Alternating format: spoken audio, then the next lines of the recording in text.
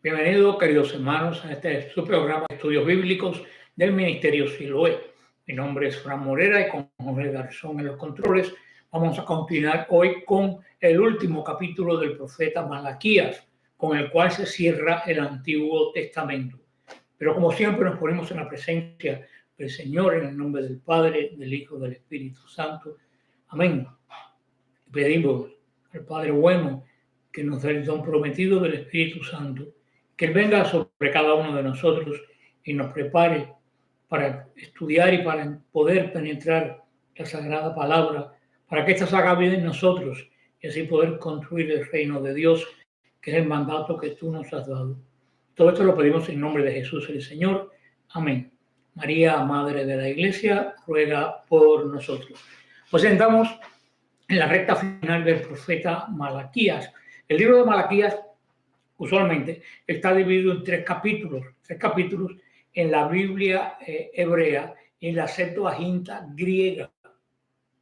Pero en la Vulgata latina, San Jerónimo capítulo 3 lo dividió en dos partes y tiene un cuarto capítulo que comienza a partir del versículo 3:19. Si la Biblia de ustedes solamente tiene capítulo 3. Si la Biblia de ustedes tiene capítulo 3, empezamos en el 3:19.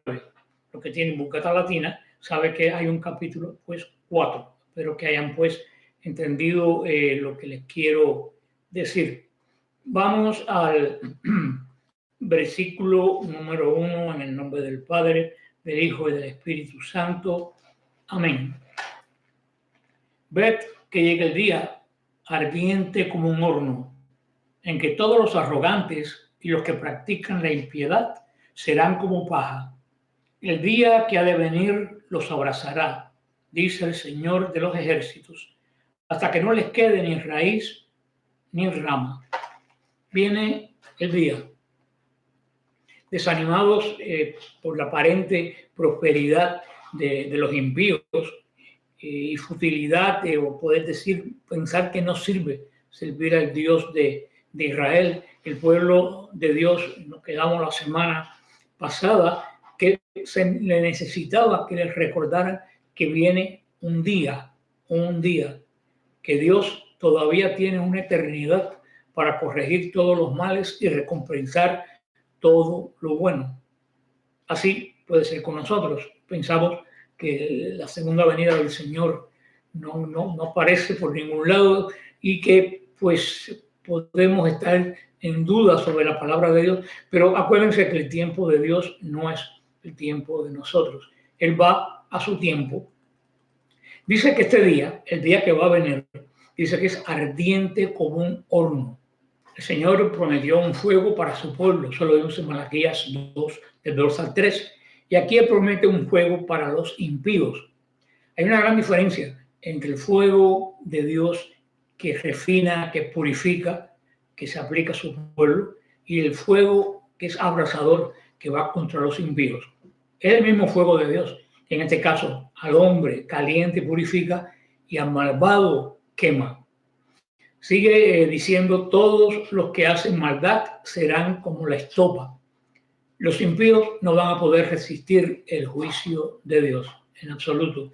La estopa es esta parte que todos conocemos, que es como un algodón, unas hilachas de algodón, y que se quema en el momento como si fuera nada, se va, pum. Y en esa época sobre todo también era la parte que no se utilizaba del grano, era en esa parte. O sea, la parte que dura, muy sencilla, que cuando se echaba a fuego, por supuesto, esta parte tan débil de los granos, pues enseguida se volatilizaba. Y también dice, no les dejará ni raíz ni rama. En ese día que viene, los impíos, los que no siguen al Señor, no tendrán esperanza de volver a la vida. Se le acaba el tiempo de Dios. Mientras queda una raíz, queridos hermanos, hay esperanza. Pero para esta gente se fue la esperanza porque ya la raíz de ella era superficial y porque el juicio del Señor que llega es eterno. Es el final, el último. De ahí se decide toda nuestra eternidad. dice que en lo que nos está diciendo, está diciendo el pueblo hebreo, también nos está diciendo a nosotros, es que tratemos nosotros de ser de esta parte que el fuego calienta, no la parte que el fuego quema. El pueblo de Israel estaba desanimado y ese desánimo lo llevó a abandonar, a alejarse del Señor. A los sacerdotes los llevó a olvidarse y tratar mal la liturgia, el culto del Señor. Aquí lo que nos llama es a no desanimarnos, fijarnos en el fuego del altar que quema lo malo y purifica lo bueno. Vamos a ver el versículo siguiente del 2 al 3 y el 20 en las otras partes bíblicas como en Navarra y otras de las Biblias.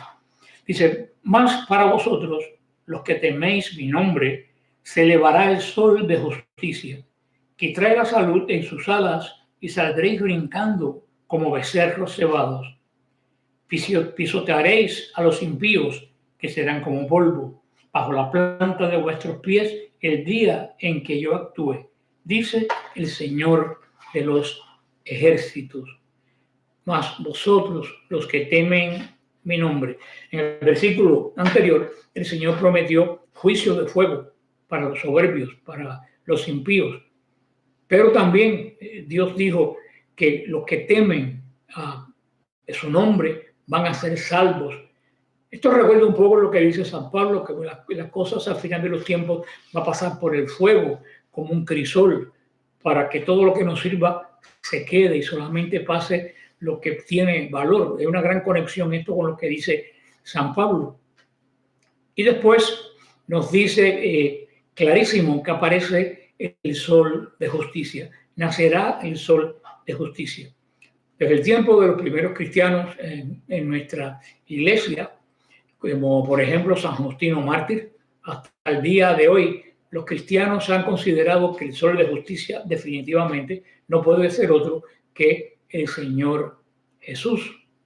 En muchos pasajes se relaciona a Dios con un planeta o con una estrella del firmamento. Lo vemos en Salmo 84:11, Isaías 60:19, Apocalipsis 22:16, Número 24:17. Aquí el Mesías no solo es un sol, sino también que es un sol de justicia que trae salvación. Hay personas que me han escrito de otros grupos diciéndole que las sectas los atacan, diciéndole que nuestra custodia, generalmente nuestras custodias son redondas, custodia manifestador, donde se pone la hostia consagrada para la adoración eucarística, les dice que tiene forma del sol porque los españoles, como los incas adoraban el sol, le daban a la custodia esa forma de sol para que los indios confundieran el dios sol con Jesús. Bueno, nada más erróneo, nada más mal intencionado. Vemos que desde antiguo, desde el profeta Malaquías, al Señor se le llama sol de justicia.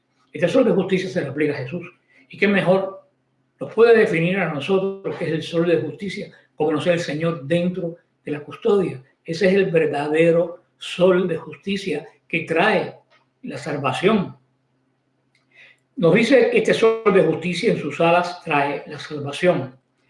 El sol de justicia, el Hijo de la justicia, trae en sus alas definitivamente no maldición, sino salvación para los que le siguen. Y esto no fue lo que hizo en su primera venida al templo cuando llegó el Señor. No vino a echar todo lo que fuera lo malo del templo, que en ese momento el templo estaba pasando por lo mismo que pasaba en el tiempo de Zacarías, desesperanzas, contubernios, falta de esperanza de que llegara el Mesías. Cuando venga el Señor por segunda vez en su resplandor, en su gloria, como Rey de señores y Rey de reyes, este resplandor de justicia va a traer la salvación, la curación eterna para todos los que lo siguen. Pero para los impíos, para los que no han aceptado al Señor, esta misma gloria radiante de Él los devorará a los injustos. Dice que cuando el pueblo de Dios vea la resolución final de todas las cosas, estarán tan felices que va a saltar como becerros en la manada, alimentados en los establos y liberados del corral. O sea, estos becerros que están guardados en estos lugares reducidos, cuando le dan la comida y después le abren la puerta para que salgan a los campos, estos becerros, estos animales jóvenes salen dando brincos, literalmente, lo podemos ver en documentales, brincos de alegría. Y así compara a los creyentes. Ahora, si una persona por descuido está en el paso de estos becerros brincando, posiblemente los aplaste. Y así es como dice el Señor, que va a pasar en los finales, en las postrimerías de los tiempos. Podemos ver una progresión gloriosa en aquellos que miran al sol de justicia naciente y reciben la salvación que, como aquí nos dice, viene de sus alas. Y podemos resumir en 3 puntos. Saldréis. Quiere decir, seremos libres, disfrutaremos libertad. Saltaréis, creciendo fuentes y prósperos en el Señor. Hollaréis a los malos. Esto habla que vamos a disfrutar de la victoria del Señor en nuestras vidas. Ahora vienen las palabras últimas del Antiguo Testamento para el pueblo hebreo, que en la Biblia de Navarra está como un epílogo.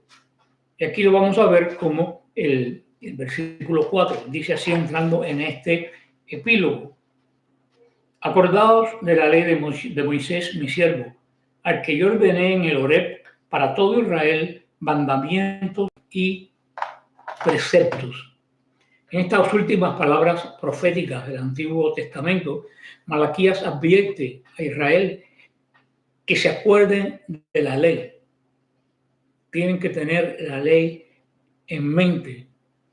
¿Por qué? Porque el Señor va a estar en silencio durante unos 400 años. Si ustedes recuerdan, en el Génesis, cuando el pueblo de Dios entró a la tierra prometida, lo primero que hizo Josué fue que recordaran las palabras de la alianza. Recuérdense, unas tribus en una montaña, otras tribus en la otra montaña. Uno decía, benditos seréis, otros decían, malditos seréis, se apartan de la ley. La ley es el punto central como Dios se relaciona con su pueblo. Por eso también las palabras de Dios, el Antiguo Testamento termina haciendo una referencia a la ley. La ley va a estar presente durante todo el Antiguo y el Nuevo Testamento. Ahora comienza el gran silencio de Dios. Nunca nosotros debemos desesperarnos cuando Dios parece que está en silencio. A veces que nosotros pensamos que Dios en el Antiguo Testamento estaba continuamente hablando con su pueblo, y no es así. El Antiguo Testamento abarca un periodo de más de 2000 años. El Señor habló en determinados momentos con su pueblo, hasta que fin nos habló a nosotros por boca de Jesucristo y ya no tiene más nada que agregar. Pero ahora entra en este largo periodo, 400 años, mucho tiempo, donde Israel no va a escuchar la palabra de Dios. No va a haber profetas, no va a haber libros nuevos, no va a haber nada. Es el gran silencio de Dios. Por eso que no podemos desanimarnos cuando Dios en nuestra vida entra en silencio. Cuando Dios entra en silencio, quiere decir que ya todo lo que tenía que decirnos a nosotros ya nos lo dijo. Así que si tú crees que Dios no te habla, revisa en tu vida que Dios te ha dicho, porque a lo mejor ya el Señor no tiene más nada que decirte que aquello que te viene diciendo por mucho tiempo y que tú no quieres oír. Las últimas palabras del Antiguo Testamento son un llamado a la ley, como siempre en el pueblo judío, porque bajo el Antiguo Pacto el hombre se relacionaba con Dios sobre la base de la ley. Nosotros nos relacionamos con Dios en la base de la gracia, pero ellos caminaban por ley, dice San Juan 1:17, pues por ley, por medio de Moisés fue dado, pero la gracia y la verdad vinieron a ustedes por medio de Jesucristo. Y ahora entramos al capítulo 23 en la Biblia de Navarra, y 5 y 6 en la Vulgata, que va a hablar de un personaje que todos los advientos se nos recuerdan, y dice así: acordaos de la ley de Moisés, mi siervo, al que yo le ordené en el Horeb, para que todo Israel, mandamientos y preceptos. Ved que yo os enviaré al profeta Elías antes de que llegue el día del Señor grande y terrible. Yo os envío al profeta Elías. Es muy importante, hasta Jesús habló de ellos. En esta promesa única, Dios asegura a su pueblo que Él va a enviar a este primer profeta de Israel, profeta en cuanto a las leyes, y que lo va a mandar antes del día grande y terrible de Dios, antes del advenimiento del sol de justicia. Por supuesto, ya esto el Señor lo dijo bien claro, esto se cumplió en Juan el Bautista. Lo vemos en Mateo 11, 14, en Marcos 9, del 11 al 13, en San Lucas 1, 17. Tenemos que Juan el Bautista es la primera voz que se levanta de Dios a su pueblo en 400 años. Y hay cosas en común en cuanto al futuro y en cuanto a la relación con Elías, que lo veremos después, pero el pueblo judío está muy al tanto a la venida de Elías, a tal punto que la cena pascual, en el Hagadá, el ceder de la cena pascual, siempre hay una copa que se pone en la mesa, la quinta copa, que no se toma porque es la copa del profeta Elías. Y al final de la cena pascual, el niño de la familia abre la puerta y llama a Elías 3 veces. Y como Elías no va a pasar definitivamente, pues dice que Elías no viene, que el año que viene será en Jerusalén, se termina la cena pascual. Esto es el sentido escatológico de la Pascua judía, que no termina ahí, que va a regresar el Señor con gloria. Para ellos esperan el Mesías, para nosotros la segunda venida del Señor Jesucristo. Pero Elías como prefigura, como alguien que viene antes que el Mesías, es verdaderamente viva y presente en todos los judíos del mundo. Y también en nosotros, este profeta Elías que el Señor nos envió, que Juan el Bautista, está presente en nuestra vida durante todo el Adviento. Durante todo el Adviento. La promesa se refiere a Elías porque Elías ministró en un tiempo de crisis en Israel. Si se recuerdan, la crisis de Jezabel, de los 400 profetas de Baal, era un tiempo cuando la nación estaba lejos de Dios. Y después que vino a Elías y le habló al pueblo de Israel, vino la catástrofe de las invasiones, tanto de los asirios como de los babilonios. Por eso es significativo que estas palabras finales del Antiguo Testamento, Dios haga referencia tanto a Moisés como a Elías. Ambos se encontraron con Dios en el monte Sinaí. Eso lo vemos en Éxodo 3:1, Primera de Reyes 19:8 al 18. Ambos también se encontraron con Jesús en el monte de la Transfiguración, San Mateo 17, del 1 al 5. El Apocalipsis 11 nos habla de 2 testigos que precederán la venida del Señor por segunda vez. Yo sé que no podemos estar asignando a las figuras del Apocalipsis personas definitivas, porque ahí muchas veces entramos en error, pero podemos dejar la puerta abierta. Que ¿no será que también estos dos testigos que vienen ante el final de los tiempos será otro Elías y Moisés? Fíjense que estos dos profetas no murieron. Elías fue arrebatado al cielo en un carro de fuego. Moisés, según la tradición judía, muchos creen que Moisés tampoco murió y que por eso su cuerpo no se encuentra. Hay un libro apócrifo judío que se llama La Ascensión de Moisés, que narra eso. O sea, lo podemos aceptar. Si quieren, no lo aceptamos, no es dogma, es solamente una idea. Pero es una gran promesa. Pero por lo pronto sabemos que el primer Elías, Juan Bautista, ya estuvo entre nosotros y cumplió la promesa de Malaquías. Esta promesa habla más que la reconciliación de la familia. Quiere que Dios vuelva al corazón de los hijos y que los mueva hacia sus padres. También tiene en mente volverse al Dios de sus padres, no a un Dios extraño a la fe de los patriarcas. Después termina el Antiguo Testamento con una maldición, cuando dice: no sea que yo venga y hiera la tierra con maldición. El Antiguo Testamento termina con esta amenaza, pero también con la expectativa de un nuevo amanecer, el amanecer del sol de justicia. Este final del libro de Malaquías molestaba a los antiguos judíos, molestaba a los masoretas. ¿Quiénes son los masoretas? Los masoretas fueron maestros de la tradición. Era un grupo de eruditos judíos que trabajaron entre los siglos 7 y 10 en ciudades confiderias como Jerusalén, y fueron los sucesores de los escribas. Y ellos, la responsabilidad de ellos era hacer copias fidelignas de las sagradas escrituras, que son las más antiguas que nos ha llegado hasta hoy. Si ellos se equivocaban en una letra, borraban todo el capítulo y volvían a comenzar palabra por palabra.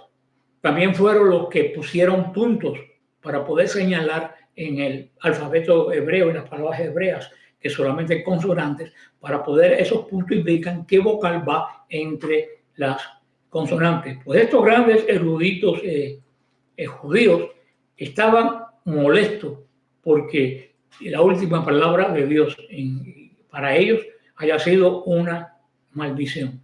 Por eso es que ellos, igual que la Septuaginta, también hace que invierten los versículos, y para terminar con una bendición del sol de justicia, la salida del sol de justicia. Por eso, hablando un poco de estos 400 años de silencio, y yo quiero recalcar eso, porque quiero recalcar inclusive por el día de hoy el silencio de Dios. Cuando Dios se calla, como le dije ahorita, es que ya dijo todo lo que tenía que decir al pueblo de Israel en nuestra vida y a nosotros en Jesucristo. Este periodo de los 400 años de esta advertencia al final del Antiguo Testamento, como vimos, comenzó con el profeta Elías, que va a hacer volver los corazones de los padres a los hijos y los corazones de los hijos a los padres. Y terminó con la llegada de Juan el Bautista, el antecesor del Mesías. En este momento que Malaquías hace la advertencia, es alrededor del año 430 a.C. Los judíos habían regresado del cautiverio de Babilonia. Habían regresado como comerciantes, no como pastores o otro tipo de trabajo. El imperio medo-persa todavía gobernaba de cierta forma en Israel, porque fue quien le dio permiso y los controlaba. Inclusive también le proporcionó la reconstrucción del templo. En Israel, en este 430 años antes de Cristo, se había restaurado tanto la ley como el sacerdocio de la línea de Aarón. Y también, como hablamos cuando terminamos con Ezequiel, los judíos se curaron para toda la vida de la apostasía de adorar dioses. Nunca, después del exilio, Israel volvió a adorar dioses. Sin embargo, la advertencia de Malaquías tuvo su causa. ¿Cuáles son? Los judíos, por ejemplo, maltrataban a sus esposas, lo vemos. Los judíos se casaban con paganos que traían sus dioses y corrompía al pueblo. Los judíos en esa época no daban lo que tenían que dar al templo para el mantenimiento del templo y que pertenecía al Señor. Los judíos no enseñaban a sus hijos los caminos del pueblo de Dios. Resumiendo, podemos decir que los judíos no honraban a Dios. Siguiendo un poco la historia, en el año 333 a.C., Israel cayó ante los griegos, ante la avanzada de los griegos. Eran sirios, pero eran de cultura griega. En el año 323 cayó en poder de los egipcios. En general, los judíos tuvieron un buen trato durante ambos reinados, no fue como la época babilónica o asiria. Pero ¿qué sucedió? Sobre todo en este tiempo de dominación griega, ellos adoptaron una gran parte del pueblo, sobre todo los de la ciudad, adaptaron costumbres y modales griegos. Introdujeron la lengua griega, era la que más se hablaba en Israel en ese momento.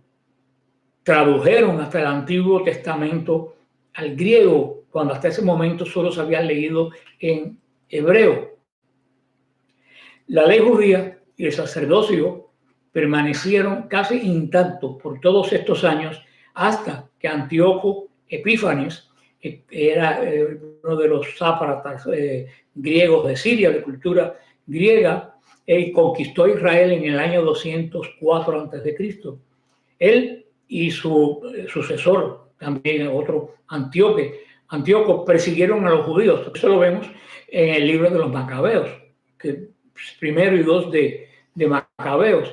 Y hubo un gran levantamiento del pueblo de Judá, guiado sobre descendientes de la línea sacerdotal de Aarón. Por eso en el año 165 a.C., los judíos recuperaron Jerusalén y volvieron a purificar el templo. Ahí es donde surge la fiesta del Hanukkah, que es el equivalente de nuestra Navidad, cuando ellos destruyen el altar viejo y reconstruyen y hacen un altar nuevo y adornan el templo con luces y con guirnaldas de flores y de acebo. Sin embargo, los judíos, a pesar que recuperaron el territorio, la lucha entre judíos y griegos, asirios, siguió hasta que los judíos, con un mal criterio, llamaron a los romanos para que pusiera control, porque no solo tenían esta batalla con los griegos, habían batallas internas por el poder, inclusive por el poder sacerdotal dentro de Israel. O sea que Israel estaba en ese momento, Judá estaba hecho un caos. Ellos tuvieron el mal criterio de llamar al Imperio Romano para que pusiera orden. El Imperio Romano, como todos los imperios, llegó, puso orden, se quedó y no se fue. Hasta el año 70 antes de nuestra era, que fue destruido por el general romano Tito. Por eso, en el año 47 a.C., César nombró a Antípatro, un descendiente de Esaú, procurador de Judea. Y Antípatro después nombró a sus dos hijos como rey de Galilea y de Judea. Sabemos quién es el hijo de uno de los hijos de Antípatro, es conocido nuestro, es Herodes el Grande. O sea que vemos que es rey de Israel. Ya en la época de Cristo ni siquiera pudiéramos decir que tenía raíces, que pertenecía al pueblo judío. Era descendiente de Saúl. Él decía tener descendientes judíos, pero venía de la otra rama de Abraham. Y este Herodes el Grande fue el que salió definitivamente con los romanos, inclusive terminó prostituyendo el sacerdocio. Si se recuerdan, en esa época habían dos sacerdotes, Anás y Caifás, y se turnaban cada año. Esto era totalmente ilegal. Ya en esa época ya el sacerdocio de Aarón se había extinguido y no estaba el arca en el templo. Básicamente lo que tenían era un culto vacío. Y la política de Israel se dividió entre estos dos grandes grupos, los saduceos y los fariseos.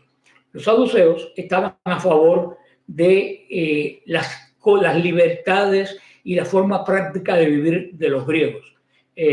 Los saduceos solo respetaban la Torá en cuanto a la religión.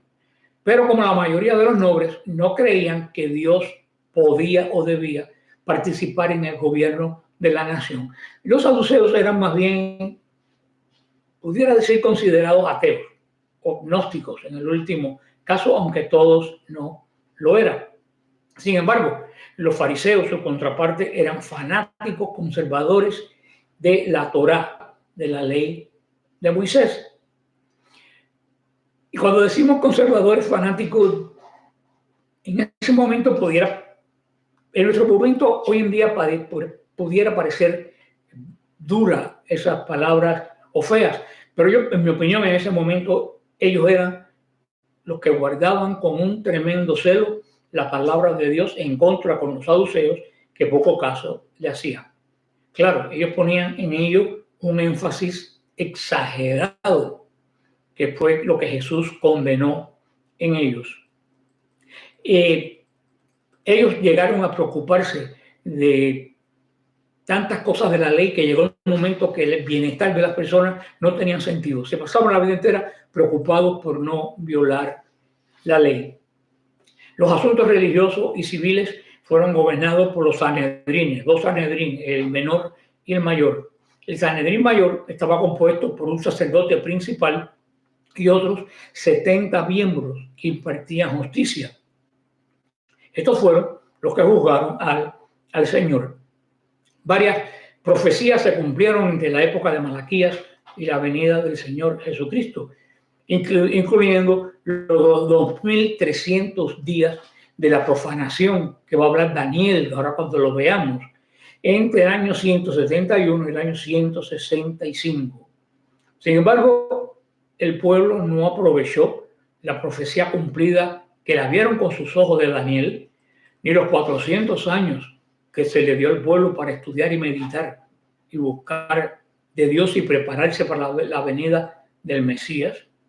De hecho, esos años dejaron sordos y ciegos a la mayoría de la nación, de lo que formaban el pueblo de Israel en el reino de Judá, hasta el punto que la mayoría de los judíos no podían ni siquiera pensar en el concepto de un Mesías humilde. Como dijo Zacarías 9:9, como dijo Isaías 6:10, como dijo San Juan 12:40. Ellos esperaban un Mesías guerrero, un Mesías poderoso. Han pasado casi 2 milenios desde que se completó el canon del Nuevo Testamento. Y aunque la palabra de Dios está llena de gracia y de verdad, se siguen cumpliendo todas las profecías que el Señor nos dejó, sobre todo en Mateo 24, que nos dio San Pablo en Tesalonicenses. Y muchos de nosotros no estamos mirando esas profecías, ni estamos mirando los signos de los tiempos. Me pregunto, ¿nosotros no estaremos igual que los judíos en esos 400 años que descuidaron el culto, que descuidaron la palabra, que se hicieron mundanos? Ahí se lo dejo para que ustedes piensen y lo mediten en esta semana. Les pido disculpas en el día de hoy. Tengo un tremendo ataque de alergia, por eso que tengo la voz tomada. Así que les pido disculpas a todos ustedes por la clase, pero lo principal es que se haya dado y creo que se ha entendido. Si Dios quiere, la próxima semana vamos a hacer la introducción al libro de Daniel. El libro de Daniel, por uno está considerado profético, por otros no. Por eso yo preferí darlo aparte de los libros proféticos para que cada cual saque su conclusión. Ahí nos vemos. Que el Señor los bendiga y los guarde. Amén.